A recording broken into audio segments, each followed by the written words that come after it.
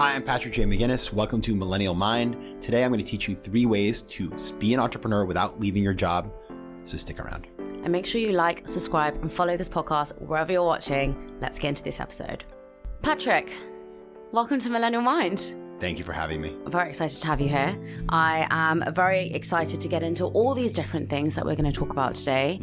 But I first want to talk about FOMO. I've been using that term for a very long time. I've also been using JOMO.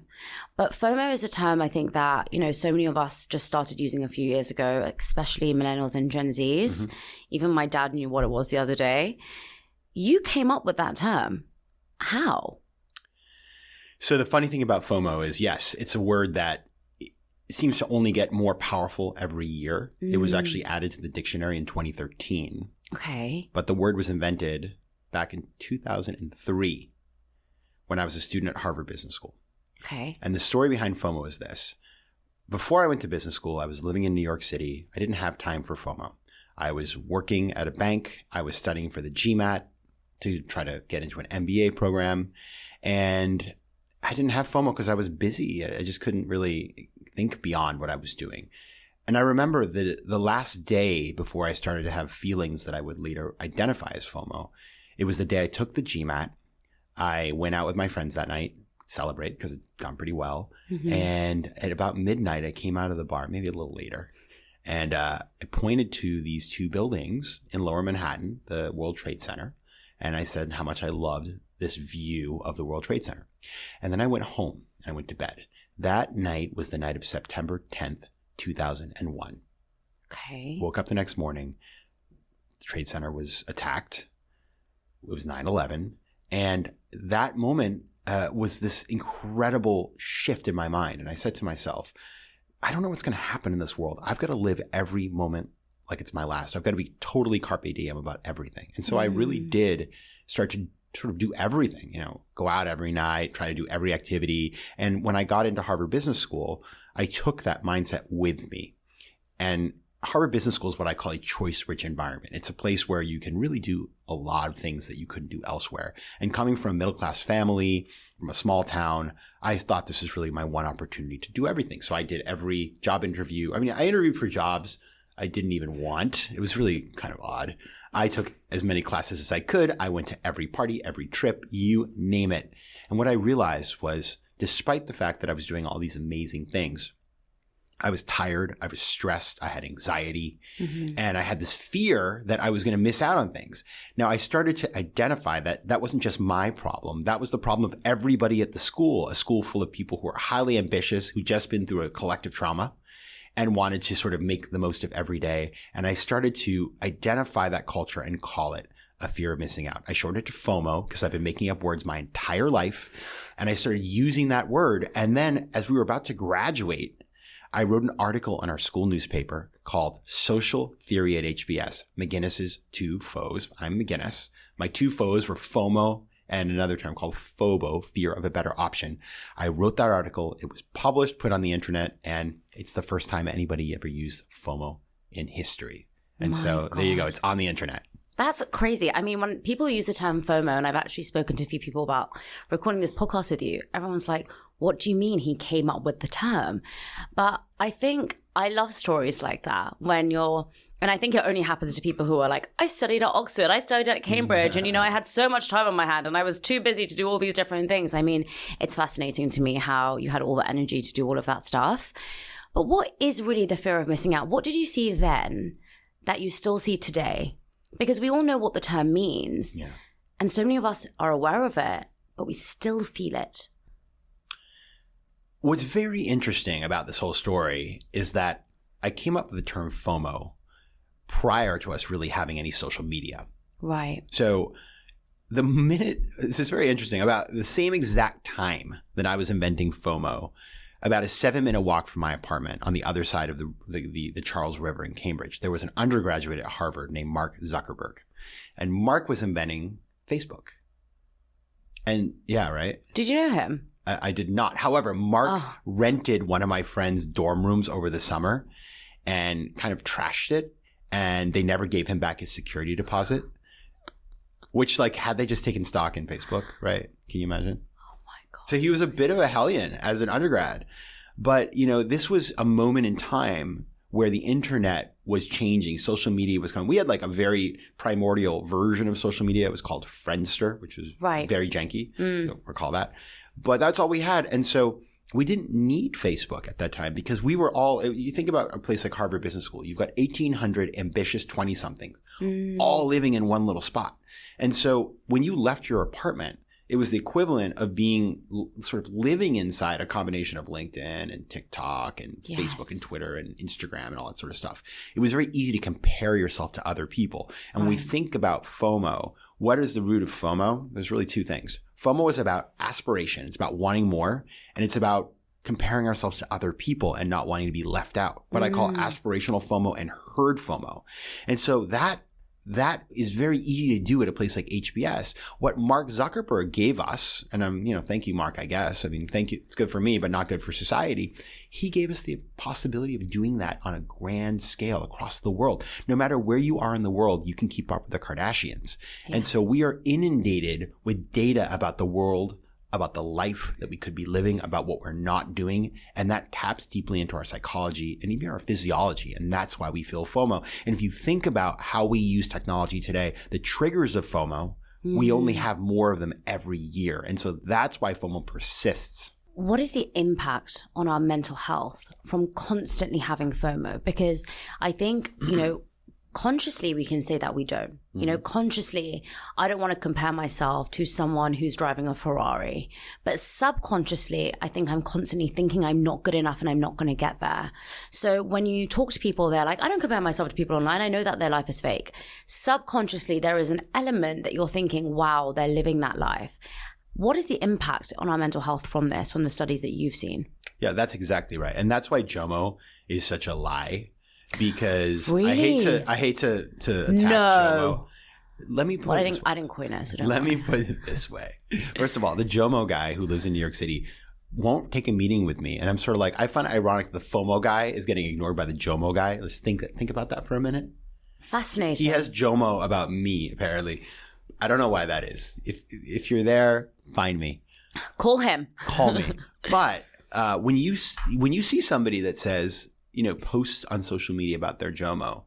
Right. The question is, if you have so much darn JOMO, why are you telling me about it? Right? Okay, I'm going to challenge you on that. We can talk about that. Let's go. I often have a joy of missing out on stuff because what I realized is there were so many times where I would go to something because I thought that it was better for me to go than to be at home. I thought that it was going to give me an opportunity. I thought that it would be more fun. I thought I would look rude, all those different things, right? Social factors, whatever. So from my perspective, now I'm in a position where I'm like, I actually couldn't give a shit about going there. Yeah. And I have so much fun staying at home. Yes. Now, I don't post about staying at home every single day saying, wow, I'm so happy I'm not at the party.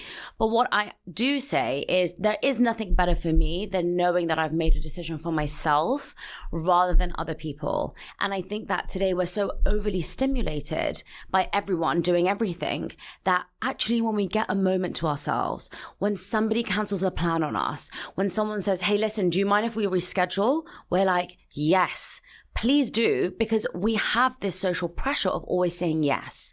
So when I say joy of missing out, I mean, actually, it's setting boundaries, sticking to them, and me feeling proud that I've made that decision for myself. Okay, so all of that sounds good to me. Let me make two comments. The first is you are absolutely correct. One of the things that allows us to overcome FOMO is life experience and data. And in fact, if we chart FOMO in our lives and how FOMO sort of intervenes in our daily thoughts, it actually increases as we get older because there are more opportunities. So when you're like a teenager and you see like, oh my goodness, when I'm 23, I'm going to be able to do whatever I want. Well, then you hit 23 and you're the master of your own domain. You can do whatever the heck you want. And so you do those things, but you gain data. It's like, how many nightclubs does one need to go to before one knows what it is, right? Yes. Then the FOMO decreases also because you're busier, you might have kids, all those things. Yeah. Now, towards the end of your life, it actually comes back with a vengeance because you've got more free time. You got maybe, you've got sort of a limited sort of time horizon before you may not be able to do the things you want to do. So like talk to somebody in their 60s or 70s. They're all running around the world, cruises and whatever, because they're like, I got to do it now. all that is true. Experience is a great teacher in terms of whether or not we should do something that provokes our FOMO. However, where I would quibble with you is this. JOMO, it to me is not the opposite of FOMO, because JOMO is still like an emotion. The place that I try to get to with my own FOMO, which is not easy, is sort of like the Buddhist ideal of disconnection. Right. I'm observing this thing. I by the way, I am the biggest FOMO sapiens in the world. I have FOMO every day in my life. It's still inside of me. Okay. But I observe something. I say to myself, do I really want this thing? Is this going to live up to my expectation? I make a decision and I move on. I don't sort of say like, how exciting that I'm not doing this thing. I just let it go. Yes. And so to me, the opposite of FOMO is sort of like flatline. So maybe I've got the definition of JOMO wrong. What is that then? So JOMO is, well, there are like, I'm sure there's a proper definition, right? But in terms of the way that it's used in popular culture and on the internet, it's sort of like the antonym of FOMO, the opposite of FOMO. It's the idea that you're much happier not doing something. And it's not that I disagree with the idea, but the reason why I think it's a bit annoying is because it just has become this sort of like cultural sort of hashtag JOMO like way of people sort of. And at the end of the day, JOMO is kind of like Italy. It's a very nice place, but you still have to figure out how to get there. Yes, so true. I think that makes a lot of sense. And actually, I do workshops every Sunday with my community.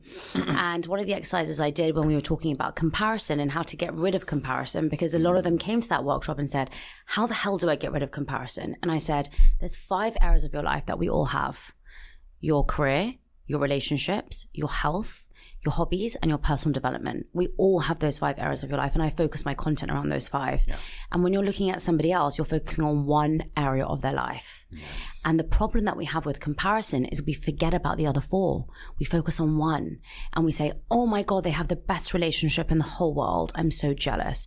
You are not looking at their career. You are not looking at their other relationships. You're not looking at their personal development. You're looking at the way that they are living in their lives. If you look at somebody's job and you think, oh my God, they're living the best job and I would wish I had that career. Have you considered their health? Have you considered their relationships? And so much of the time we focus comparing one element of someone else's life to our entire existence. And that's why I always say is when you're jealous of someone, when you're comparing yourself to someone, think about all those other elements that you're not looking at, because suddenly it will give you perspective and realize that actually, oh, they might not have all those other things, but I have loads of other things going for me. And just because I'm looking at one element of their life, I'm actually really grateful for all the other things I have in my life, right? And I think it's so easy to do that with comparison. What are some of the mental health challenges you've seen? Yeah, so here's what happens when you have FOMO. This is the mental health aspect that's so pernicious. When you have FOMO, 2 things happen in your brain. I mentioned aspirational FOMO. That's like, I want bigger, better, faster, more. Yes. And that thing may not even exist because everything has filters. But when you have aspirational FOMO, dopamine is released, right? And so you get that pleasure, the reward center of your brain primes for this reward you're about to receive. At the same time, when you have FOMO, you have this fear of being excluded from some beneficial thing. So that's when the adrenaline, the epinephrine is released. Okay, deep inside your brain. You combine those 2 chemical reactions and your brain becomes overloaded. And in fact, there's this part of your brain that if you hook somebody up to an EEG and show them things that provoke FOMO, you can actually see that part of the brain will sort of go crazy. It's called the FOMO spot, believe it or not. What? This has actually been proven by scientists. Thank you, scientists. No way. Yes. What that tells us, if we were to really distill it, is that FOMO, even if you say to yourself, like, and you know, we do that. We say, oh, but you know, I won't have FOMO. You're not in control, right? These are chemical reactions. These are physiological reactions that, you know, but just like if you were to see a spider, it happens. So what does that all mean for us? What it means is that when we have FOMO, and this is really interesting, I interviewed this fascinating character who was a Buddhist practitioner, sort of Buddhist meditation practitioner, but also a neurobiologist in a lab at Columbia. Okay. So imagine taking the science plus the spirituality into one thing. And what he explained to me is that when we have FOMO, we are inventing a narrative in our heads that is disconnected from reality. We're telling ourselves a story that we then sort of continue to make more and more elaborate, right? And so what happens is, okay, so that's bad, but the real problem, the pathology of this is that you become less and less connected with reality. And you are so far into your head and you are spinning that you completely unmoor yourself from what's happening in the real world, and you end up focusing on what you don't have rather than what you do have. And that's what you were talking about. You know, Absolutely. At the end of the day, number one, when we have FOMO, we're telling ourselves a story that may not be connected to reality. Like, oh, their life is so great. You have no idea. So true. No idea. But second of all is you're not thinking about all the things you have. I got up this morning. I'm healthy. I do have a job. I have a family. You know, it's like we're so focused on that one thing we think we don't have. And it's a really crappy way to live your life. So true. And I think that's where the gratitude list comes in. So I always tell people, I know that sounds really annoying to constantly say, like, sit in gratitude, do breath work, but make a list. Pin those 5 areas of your life at the top, and underneath, just say one thing you love about your life in all areas. And very quickly, you'll realize that you do actually have so much. You might not be at the pinnacle and the success of all of it. And generally, I will say, as someone who has the best career probably doesn't have the best relationships or the best health. This is a generalization. But somebody who has the best health perhaps doesn't have the best career or whatever.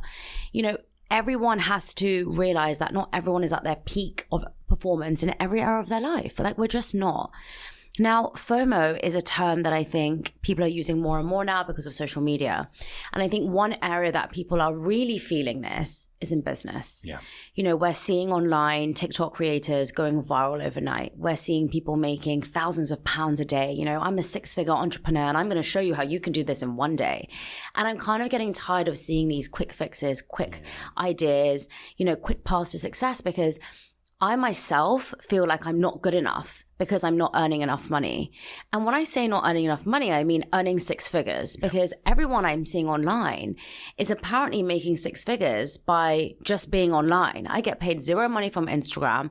I think I got paid £56 from TikTok last month. And so I don't understand how people are doing it. And a lot of the time that can make me feel very subconsciously, it's not direct. I will never look at that and think, oh, I'm not doing well because of this. It's when I've sat with myself and thought, why am I feeling so unworthy when I'm not making X amount of money? And I think it's because of the messaging I see online. And I think a lot of people feel that way about starting their own business or doing something that they love or finding their passion and finding their why. In 2016, you wrote a book called The 10% Entrepreneur. What on earth is that? Yes. First of all, I will agree with you. I live next to a TikToker. Really? Very successful TikToker who, 2 of them actually. And the amount of swag and free stuff that rolls into my building, like there's like a whole section of the lobby. I will say, and there are a few people that do very well, but it's not like, they don't look happy. It's a really hard job. It is a killer. Really? Yeah. I mean, it is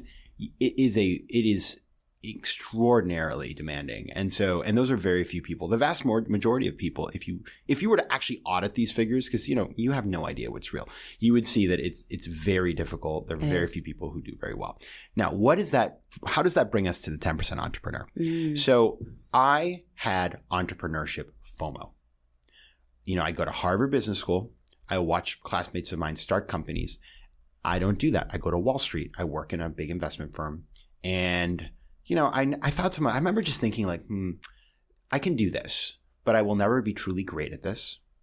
And I will never be my own person. I would see friends like, there's a company called Bonobos, Andy Dunn. Okay. And I knew Andy socially in New York, and very successful company. When Andy would walk into a room wearing his pants, because the company made pants, it was like he was the product. And I just remember thinking to myself how it must be so cool to have a business where you are sort of just you are the business. You walk into a room, it sells itself. Right. And I thought, well, I'll never have that.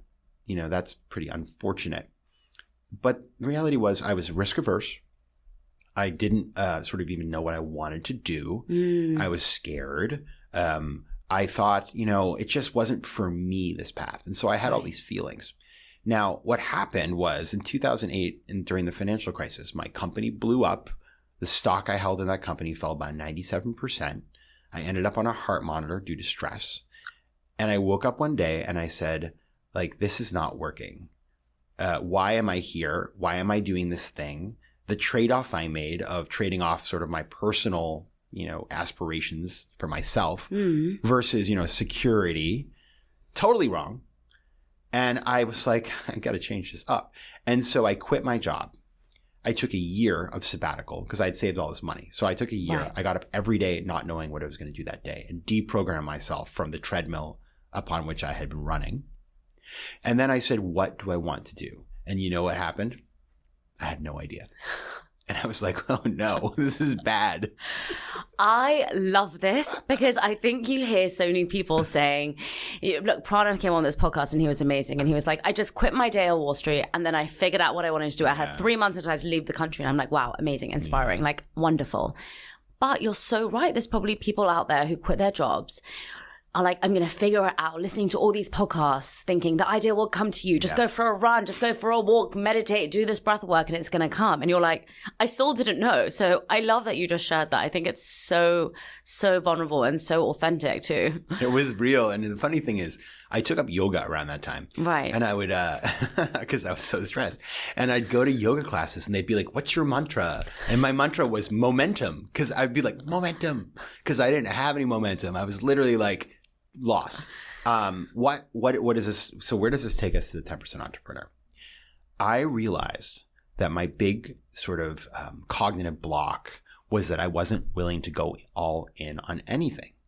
I was just like, I don't know what I want to do. So I decided to start like doing these small bets, investing a little bit of money in a company, becoming an advisor to a company in exchange for shares, starting a little company, and basically dipping my toe in the water of entrepreneurship. And I did that in more than 20 different projects, and it turned into a portfolio. And so my whole mindset of 10% entrepreneur is I learned that you should spend at least 10% of your time, 10% of your money building, advising, investing, starting things outside of your day job. And so that was sort of the mindset that I came up with. And what it has allowed me to do, I wrote the book and it came out in 2016 and it went all over the world. It's been really interesting. Like I talked about this book in the UK we did an awesome book party in Piccadilly. But we've also done events. I once did an event in a field with a bunch of farmers in Guinea-Bissau, which is in West Africa. Now, why? Wow. You might say, am I doing things at fancy places like Wyra in London and, Waterstones and things like that? And then in a field or in I did another one in Myanmar at a university. Why? Because the whole point of this book is to teach people that entrepreneurship is not an all or nothing thing, that one can do it on the side. And in fact, the idea of a side hustle has now become quite accepted. But when I first wrote this book, this was like totally unorthodox. Right. And so that is the message of the book. The one thing I will say is like side hustle is a term we use all the time. The 10% entrepreneur doesn't just sort of, the mindset isn't just making extra money. It's not about, driving an Uber. It's about doing something where you can have ownership. And one of my favorite stories actually from England was an executive assistant at McKinsey or Bain, in London, was on the side making soy candles in her garage in Wimbledon, and over time was able to get those into the top retailers in the country and then just sort of like go sort of into the business full time. And so it's incredible. And her company was cool. They were like, you want to work at home on Friday so that you can receive your shipments of candles? Like, do it. And so that is the kind of stuff that I talk about in the book, and it's the kind of way I live my life. Fascinating, because I can't imagine working at Bain and then saying to them, hey, can I please work at home from Friday so I can get the shipment of my candles? I'm really intrigued by that. Yeah. And yesterday when I was speaking to Rashma, I was talking about, the flexibility we're seeing post-pandemic. We're in the UK especially, there's still this idea that you really can't work from home all the time. And it's a luxury, it's a privilege.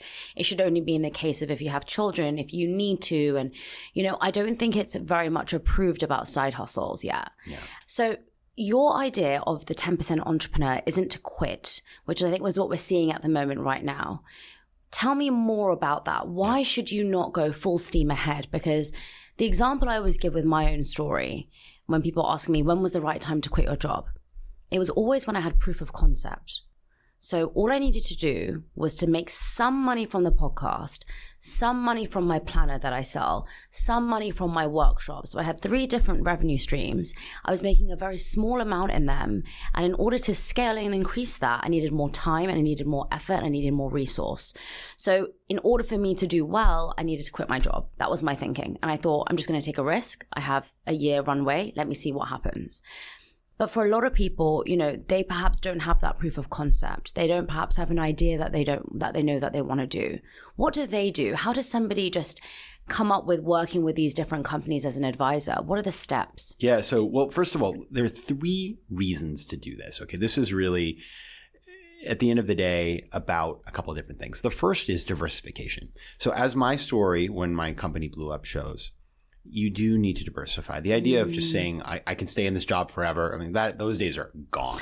Way gone. Yeah. Way gone. Yeah. You will be out on the street before the end of the day. And I learned that the hard way a couple of times. And I was like, no more am I going to allow this to happen. So it's about diversifying and having a portfolio of economic activities that you'll take with you your entire life. So it could be buying flats. It's a million ways to do it, but it's about owning something outside of your day job. Okay. Number 1, diversification. Number 2, it's about ownership, equity ownership. How do I get shares of different things that could become much more valuable? People build wealth, not through salary. It's through owning shares and things. Like when you hear about a company goes public and there are 35 new millionaires, the receptionist is a millionaire. That's not the salary. It's by being an owner of equity. Right. The third thing is learning how to think like an entrepreneur. Having control of your education as an entrepreneur. And so it may be, by the way, that you do eventually turn something into a full-time business. You play around with an idea and you say, I want to do this full-time. Great.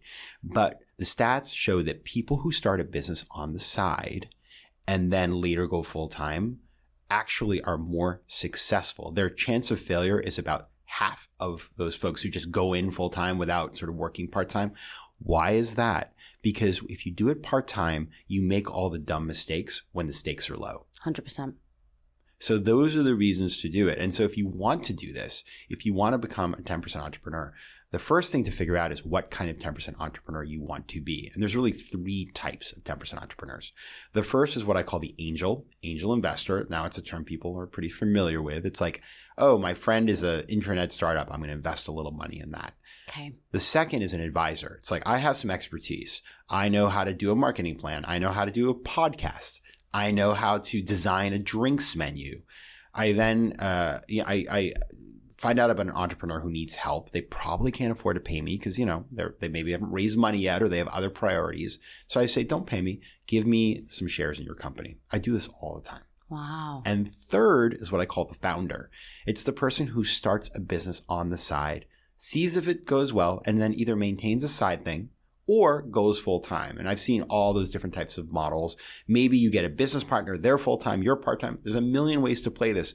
But the point is it's a mind shift around thinking less like an employee and recognizing that you are the asset, that the most important name on your business card is your name, not the name of your company, that nobody owns you, and that you're going to drive everything forward on your own. I love this. The reason why I love New York so much is everyone's so confident.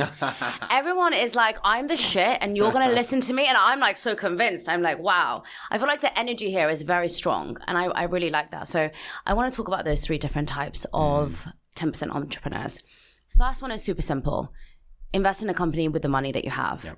The second one I find fascinating because we often don't think of energy as money, but it is. Yes. Our energy, our time, who we are, our skill is actually an asset.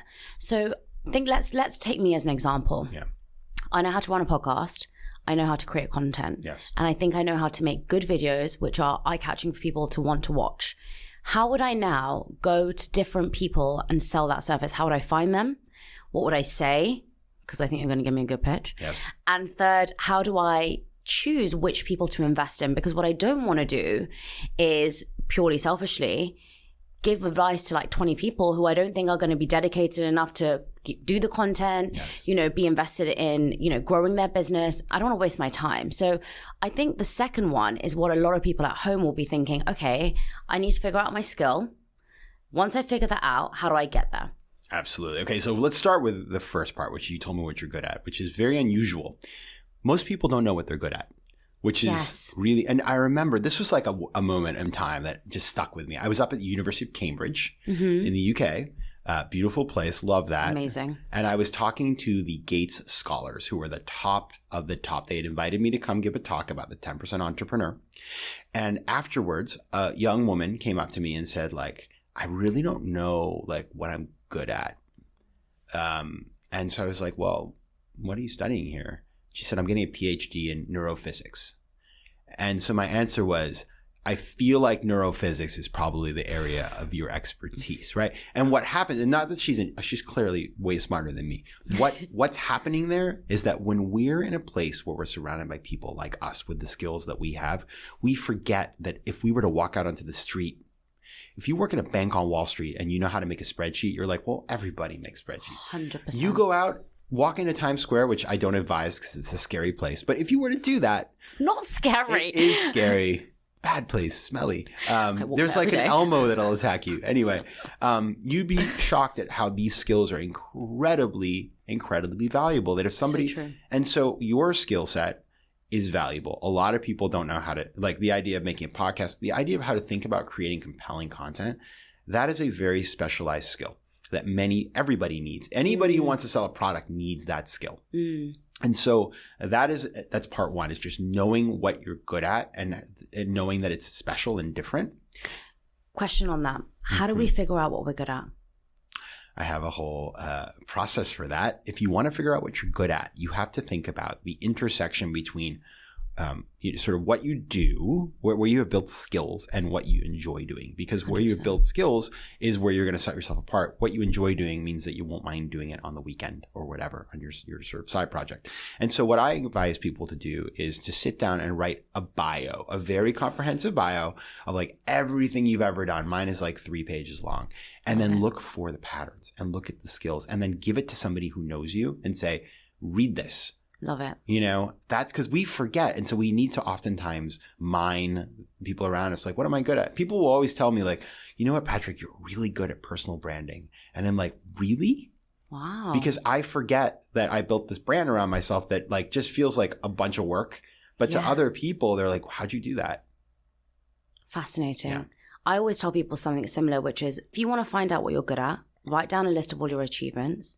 Figure out what you're proud of, and then write the characteristics that you needed to get there. So good. What are the characteristics that I needed in that moment to achieve that? And there you go. Those are your strengths. I love that. And then, the other option, like you just said, is ask other people. But there's nothing greater than when you recognize your own strengths. Yes. Because you can tell me something and I'm not going to believe it. But if I reflect on my experiences and I see what they are, I'm going to be really sure that those are my strengths and I'm going to believe it. It's like when I say to people, make a list of when you're having a bad day and write down all the things that you're grateful for, right? Because if someone else makes that list for you, you haven't said it about yourself.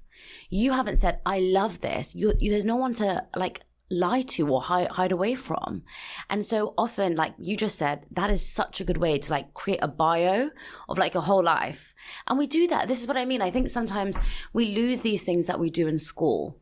In school, we have to write a bio of things that we're doing. We have to have a CV.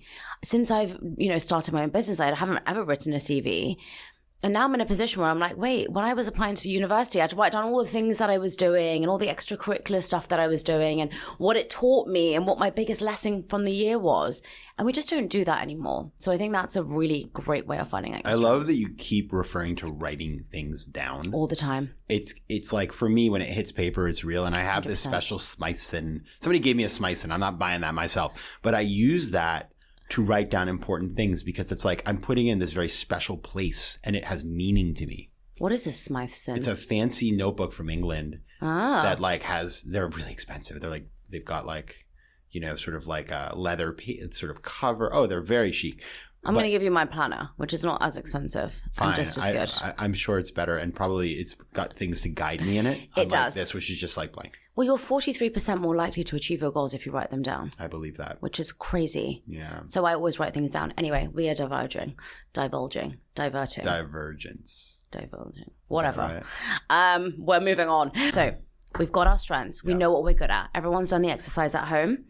The second part is, okay, now I know my strengths, Patrick. So let's just take me, for example. I think I'm a good public speaker. Yeah. I think I know how to find people's strengths actually within them, because I do this a lot. I love doing that. I think that I'm a good podcaster, and I think I can create good content. Where do I go? Who do I find? Okay. Do I have to niche down? Because there's loads of things that I could have. Could do. There's a couple different ways to play this game. Number one, I always say just go where the entrepreneurs are. So you know now what you want to offer into the world. What you don't yet know is who might value that.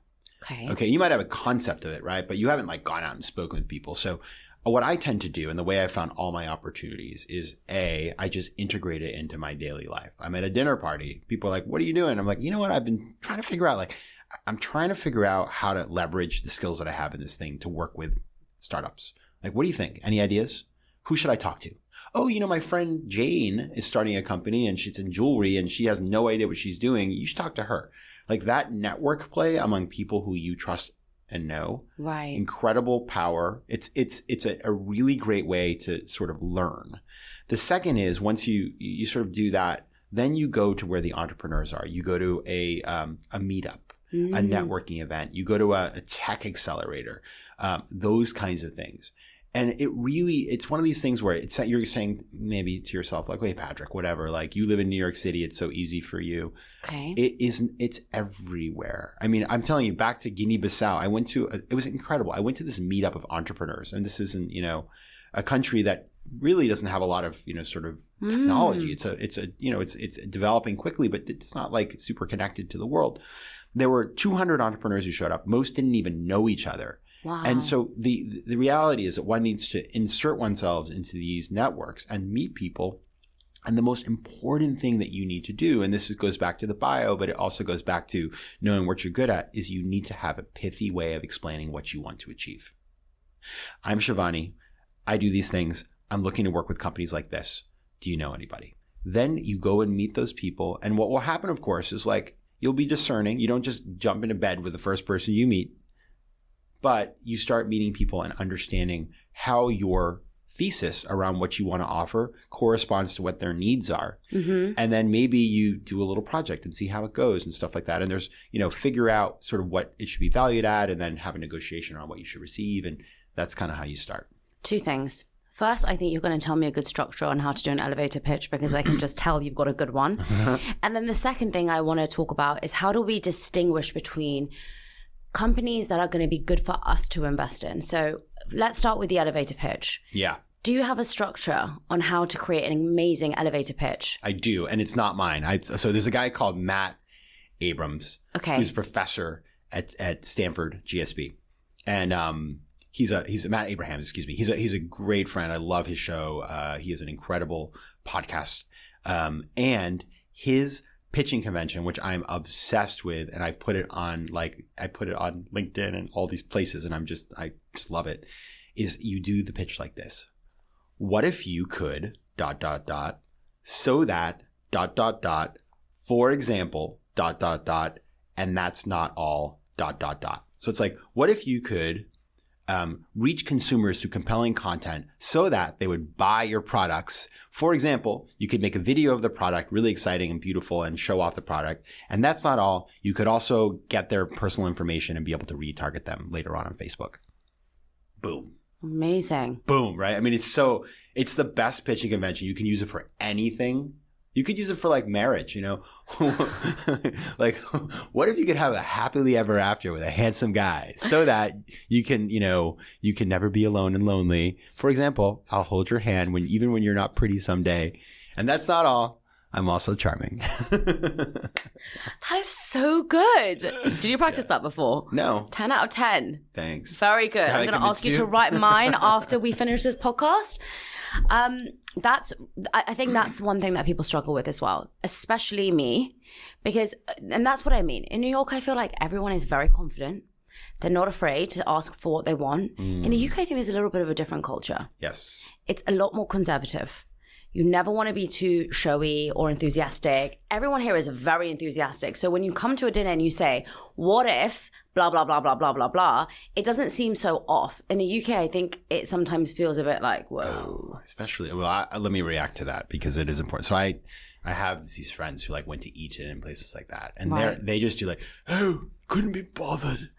Oh, start a company. Oh, so much work. Right. And so everything's about like. Very good accent. Thank you.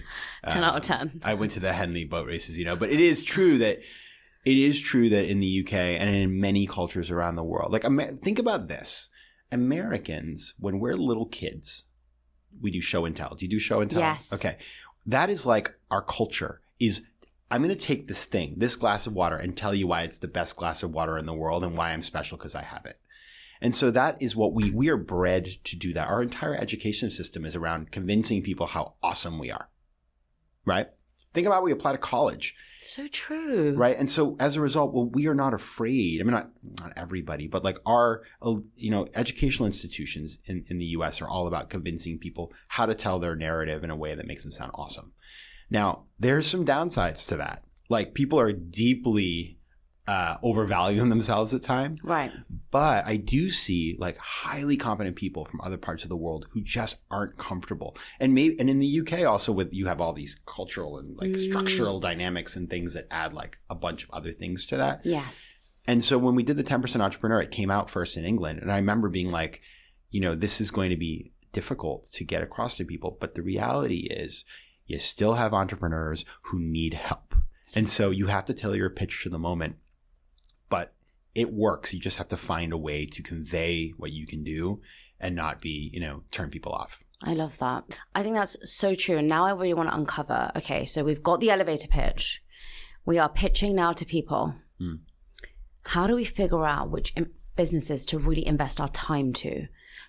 And also money. So if that's the first option you're going to go for, which is the angel investor route, or the second, which is the time, the advisor, how do I know which one is going to be good? And I know that's a stupid question because it's like, how do you know which stock is going to go up? But I think when you're advising somebody of something, or you're investing your money, you definitely need to be aware of certain things, right? What would you say you should do? Yeah, well, this entire sort of opportunity or challenge is what I call thinking like a venture capitalist. Right. And there are 3 elements to it. Okay, so if you're going to invest your time, your money, or just start something, there are 3 things you need to think about deeply. The first is, do you understand the business, right? If you don't know how this business works, you should not be there. And that's why, like, it's so funny.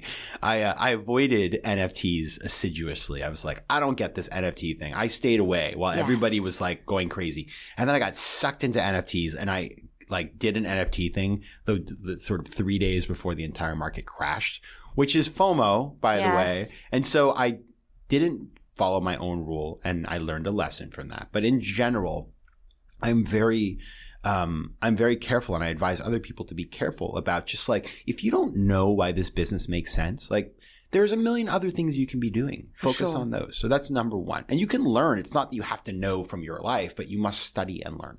Okay. Number 2, the people. You must know the people. Like you must either sort of have a prior experience or know that they're competent. You must spend time with them because business is really about people at the end of the day. Business is psychology plus people.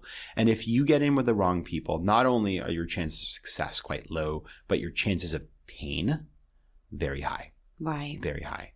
And the third, and this is the one that's a bit more vibey, as it were, a little counterintuitive, is you must have a very strong sense of why you can add value to this company, whether it's bringing a client, an idea, an insight, a skill that it doesn't have. If you can't do that, you should not be there. Now, why do I say this? Because if you can't do number 3, that means you probably are fooling yourself about 1 or 2. You really don't know the people. You really don't get the business. And so that's the gut check. And if you do that, those 3 things, you will be well positioned. Right. You're setting yourself up for success, which I think so many of us don't do. We want to kind of go into an investment. And I think looking at this, it's a very tactical way to do it. It's a very intentional way to do it. Yes. Often these 10%, 5%, how to make money on the side businesses are very rash. You know, it's not about really thinking about the process. And I think you've explained it in so much detail here to me today. Give me some examples of how this has worked, because there's going to be some people sitting at home saying, okay, I'm in my banking job. I have zero amount of time. I also have zero amount of money. What the hell do I do? Yeah. Well, okay. So first of all, you have to figure out your resources. So there's three resources you can bring to your 10%. Time, money, and expertise. What I call time, financial capital, and intellectual capital. Okay. Right. And so doing a little audit to figure out, can I invest capital? Do I have cash to put into this? If you don't, fine. You're not going to do angel investing. Move on. You're going to do advisory. You're going to start something. If you have tons of time, maybe you're taking a break from work, but you have no money, great. Then you know that. If you have tons of money, say you're like some, you're in the city, Canary Wharf banker, or some hedge funder in Mayfair or something. But very good. Very, very good. You know your places. I do. Very impressed. And you're going to the Pitcher and Piano on Fulham Road. No, don't go there. But anyway, you're that person. You have a great network, but you have no time. Well, then maybe you should be doing angel investing because it isn't time intensive. Yes. So that's the kind of stuff to think about, right? And then it's really about saying to yourself, how do I map my resources to the opportunities that I find? And again, it's about getting that pitch down. And when you meet people, you go places, just trying to insert yourself into environments where you can have conversations that will allow you to source opportunities. And it is okay, by the way, it is okay to be a little speculative in your 10% because that's the place, that's the laboratory to learn new things. But what I don't encourage people to do is just, put money into things and then just never get them. This is an opportunity to learn. It's like a little mini MBA. So if you're going to do an investment in something, you want to just be that. You want to get calls back. And what happens so frequently, and which is so unfortunate, is that people invest in something. They have no expertise, nothing to add. And then therefore the company doesn't really value them besides their money. And they never even respond to their calls. And I think they may not know the people. And so that's where the rubber hits the road around all the things I'm talking about, is that you want to do things where your potential to learn so that you can make better decisions in the future is high. And most likely that's going to come if you love something. Yeah. If you're really interested in a company, if you're really keen to understand its growth, if you're really someone who, like you said, can bring value from other people, you're going to be more financially but also emotionally invested into it. Can you have more than one 10% business? Would you advise people to do that? Yeah, I have 32. Now, why is that? Now, yes. So it's because I've been doing this for a decade. Okay. And so over time, each project, and it depends on the nature of the project, but each project has different requirements in terms of time and money and things like that. So for example, right now I'm an advisor to two companies. They're both in the AI space. Why? Well, I knew the people. I had relationships I could help them with, and I wanted to learn about AI and be at the cutting edge with these businesses. And so I give them, probably each an hour of my month. It's not a full-time job, and it's a lot of emailing, connections, introductions, thinking about how I can serve them. And that's kind of what I've been doing right now. Last year, I did other companies. And what happens typically is you have a period where you're quite engaged. And then it's sort of over time, the company grows. They don't really need you as involved anymore. And so that is how to think about it. If you're starting a company on the side, for example, there's an incredible story of a company called Luke's Lobster, which is all over New York City and now kind of global. He started that on the side while working in finance. He didn't have time to do 32 10%. He used this as a conduit to figure out how the business worked, learn as much as he could, and then go full time. So if that's your path, maybe you just do the one. Yes. But for the advisor and the angel, you can do many. And I built a portfolio that consists of a ton of companies, some which went nowhere and some have become unicorns. And that combination together, if you look at it all together, it's quite valuable. And the important thing to think about is they're all very high risk. But if you have a portfolio, the chances of one or two hitting, pretty good. Patience is a quality I'm hearing that you have a lot of, and one that I think is required to do the thing that you're doing. To be a 10% entrepreneur, I think you really need to have a lot of patience. In a world where we are constantly sold this instant gratification dream from every angle, how do you overcome that? You brought up such an important point. I love that we're tying this back to like the perception that all these people are, Instagram influencers making tons of money. And that it's like, okay, there's this concept that's very interesting that Felix Salmon, the financial journalist, talks about in his new book. And he didn't invent it, but he talks about it. And it's ladders versus trampolines.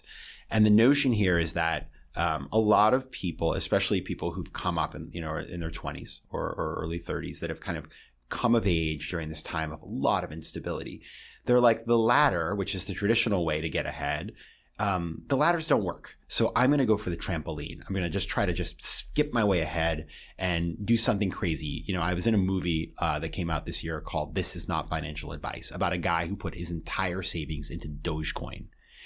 And you can find this online, Apple, and these places. And he was going for the trampoline because he couldn't climb the ladder. For different reasons, he didn't have work permit. He couldn't work a traditional job. So he's like, the system doesn't work. I'm going to find another way around. It went like this, right? It's Dogecoin went. He became an influencer, quite successful, ironically. Now, what does this all mean? It means that it can feel really tempting to do the trampoline. But the trampoline, most times, you don't end up where you want to be. The ladder, it's boring. But, it doesn't have to be boring if you're doing 10%. They're exciting, right? Yeah. All of them. But what I would encourage people to think about is this is a lifestyle choice. Entrepreneurship is a lifestyle.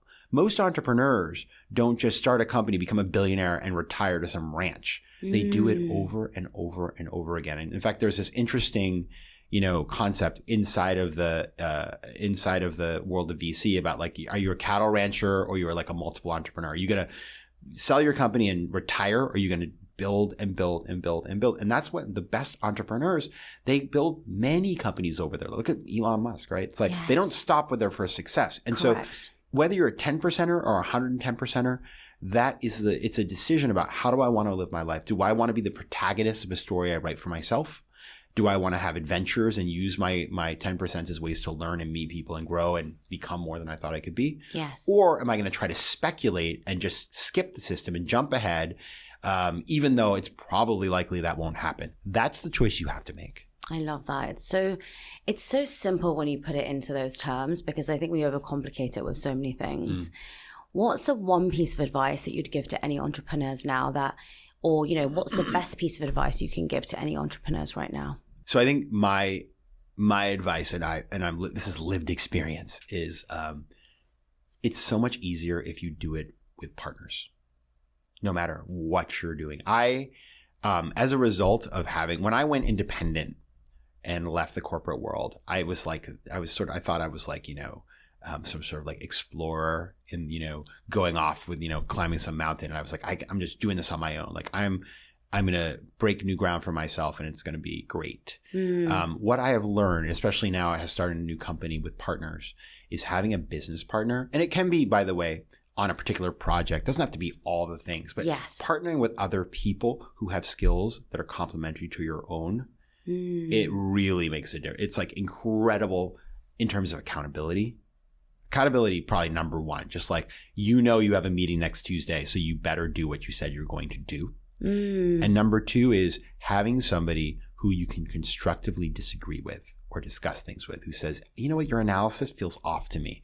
And you're like, well, you're pretty smart. It's not like I get upset. Having that person, like my business partner and I, he disagrees with me all the time, but he's we are so copacetic, and we have such, we're very clear about who is good at what and who wants to do what, because like he loves doing certain things, I don't want to do it, and vice versa. Yeah. And so as a result, when we work together, it's just easy, and we end up going so much farther faster. So true. Doing it alone, it is, it's tempting, because that's the classical sort of like hero's journey story we all hear. It's like, oh, the entrepreneur who suffered and lived in their parents' basement and had credit card debt, and look at them now, they're a billionaire. Like it's the hero's journey because it's mythology. Yes. Okay. The vast majority of people don't do that. And you don't have to adhere to that very hard way of doing things. And I think that when you're doing things alone, you try and figure everything out yourself. Yes. So you're slower, less experienced, and less talented in every area of your life, like I mentioned in those 5 areas of your life. But when you're with someone else, you can have your strengths and they can have their strengths, and together you're stronger. So I love this. I've loved this podcast. I think it's taught me so much. It's now made me think about how I can actually start being a 10% entrepreneur too. So thank you for sharing this with me. I really appreciate it. Well, just partner with me, please, and then we'll do something together. Let's do it. Okay. Thank you so much.